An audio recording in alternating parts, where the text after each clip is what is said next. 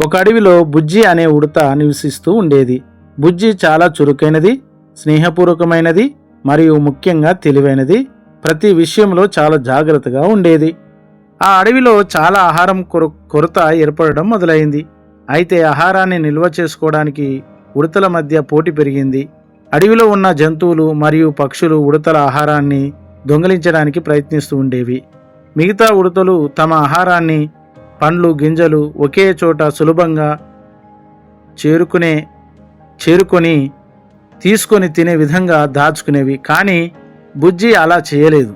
బుజ్జి చేసిన పని ఎలా ఉందంటే, తన ఆహారాన్ని ఒకే చోట దాచకుండా అడవిలోనికి అనేక చెట్ల తొర్రల్లో, రాళ్ళ మధ్య, భూమిలో, ముళ్ళ కంపల్లో చిన్న చిన్న భాగాలుగా చేసి జాగ్రత్తగా భద్రపరిచింది. బుజ్జి యొక్క ఆలోచన ఏమిటంటే, ఒకే చోట దాచుకుంటే అది దొరికిపోతే నా కష్టం అంతా వృధా అవుతుంది. విడివిడిగా దాచుకుంటే ఒకవేళ ఒకటి దొంగిలించబడినా